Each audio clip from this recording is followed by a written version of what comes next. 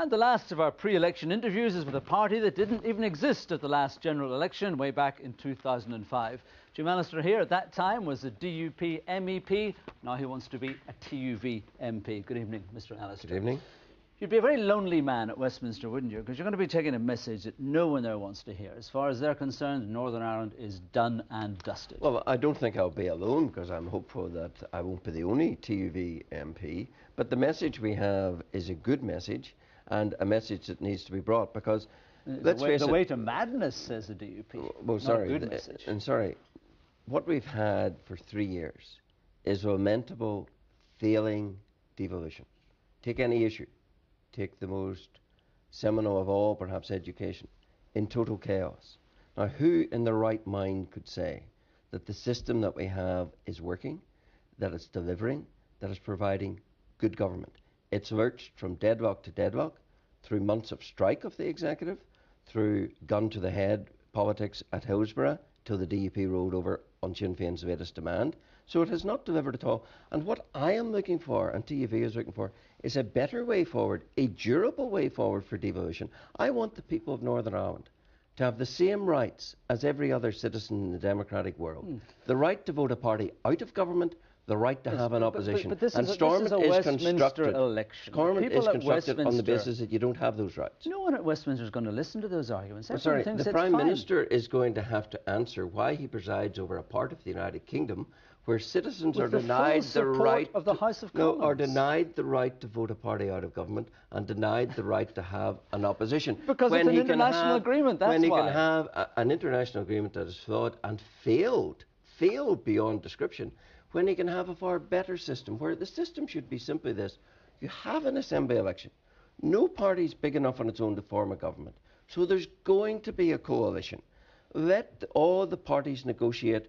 Those that can agree the platform that they're going to implement on housing, on education, on health, on all those matters, and if they can command the requisite support for that in the Assembly, they form the government. Yeah. Those who can't form the opposition. Parties, you wouldn't even go into government with one of the parties. I wouldn't go into government with Sinn Féin, but if others go into government with Sinn Féin, if Sinn Féin can persuade others to take them into government and agree what they're going to do about all those issues, then I will be the opposition. But if I can persuade others to go into government with me and agree what to do about education, health and everything else, then I expect Sinn Féin to be the opposition. And if they're only Democrats, so-called, so long as they're in government, then they're not Democrats at all. Because a Democrat is someone who can perform the function of opposition or government. So what I'm putting forward is a positive, workable, durable system. Not achievable. In place. Not achievable. Look at the history. Is that why is it not achievable? Unionists vote with unionists, nationalists vote with nationalists. Why is it not achievable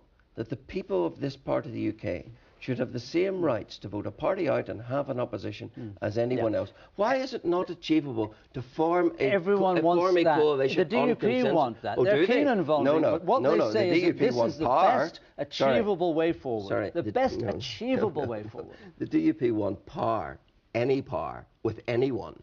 And that's why they were prepared to abandon and jettison every principle and commitment they ever made, like the commitment of the last parliamentary election in 2005, that mandatory coalition with Sinn Féin was out of the question, abandoned for the lure and the lust of power. Now, it hasn't worked. We need to face the fact it hasn't worked, and we need to set about re-establishing the fundamentals there have been that will enable it to let us work. say. It is working. Difficulties? There are parties talking together in Parliament, in Parliament buildings, who were implacable enemies. Yes, things have moved forward. What are they delivering? Well, tell that to the people of Newton Hamilton, where the surrogates of the IRA are back at what they do best.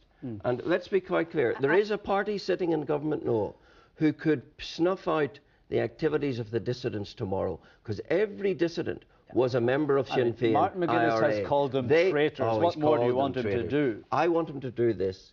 They know the name of every IRA man who ever joined them, equally every IRA man that ever left them. So they could tell you the membership list of the dissidents. Why have they not given that to the police?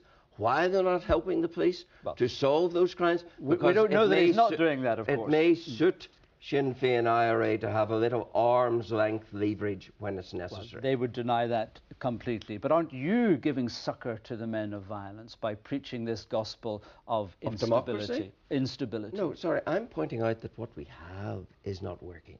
It is unstable. It will always be unstable, because mandatory coalition will never deliver anything but deadlock, because the parties in it, because they're guaranteed a place forever in government, don't have to agree anything. Therefore, it is a certain recipe for deadlock. If you want to get progress, if you want to get delivery on education, on health and all those things, you get together a government of those who are agreed on the principles and that. And if that includes Sinn Féin by the fair means of voluntary coalition, then I have to put up with that in opposition. But if they can't persuade others to come into government with them, then if they're Democrats, they'll be opposition But you've also politicians. said that you wouldn't share power with anyone who had a terrorist conviction, for example. So I think the law... So you're not talking about Sinn Féin in opposition. You're talking about those people you approve of in Sinn Féin. No, I would... TUV would not be sharing power with Sinn Féin, period. I'm specifically saying in our manifesto that I believe, out of due deference to all the victims they made, that it should be the law of the land that no one with a terrorist conviction, be it loyalist or Republican or anything else, should ever be able to hold governmental office. And I think that that would be a timely deterrent to those to today. Look at Sinn Féin IRA, look at McGuinness, look at Jerry Kelly and say, violence worked for them. And say, why wouldn't it work for us? See, the DUP say, if we'd gone your way, we would have an Irish Language Act, we would have the end of selection in education, we would have lost investment, we would have water charges, and there would be no Republican support for policing. And what have we got? We've got an Irish language strategy about to be unfolded. We got 20 million. We got 20 million pounds into the Irish language sector through the back door of Hillsborough. We have got non-delivery... Well, what's wrong with supporting the language? Well, would you be against any support for it at all? I'm against the politicising of language. And the Irish language giving has it been... money isn't politicising. Oh, sorry, it's enabling it, it's activating it, it's promoting it. It's not politicising Remembering it's not politicizing well, it is, because Sinn Féin said that every syllable of Irish spoken is another bullet Jerry Adams fired. said in this programme that it should be depoliticised In the campaign. Well, he is the very one who has politicised it and drawn that stigma upon it. And of course, he is the one that made it the price at Hillsborough, in addition to getting his key demand in policing and justice into the Terrorist Inclusive Executive, that he needed a 20 million sweetener on the Irish Language Act. So he is the one who has politicised it. So when the DUP talk that they have stopped Irish language promotion, just look at the 20 million, just look at the Irish language strategy that's coming down the track, just look at the commitments they've made at Hillsborough yet to unfold about expanding. Are you a one issue and a one-man party? I'm certainly not. I have a manifesto which is full of issues, national issues, local issues and everything else, and we have 10 candidates in this election all fighting to win. Jim Allister, thank you very much indeed.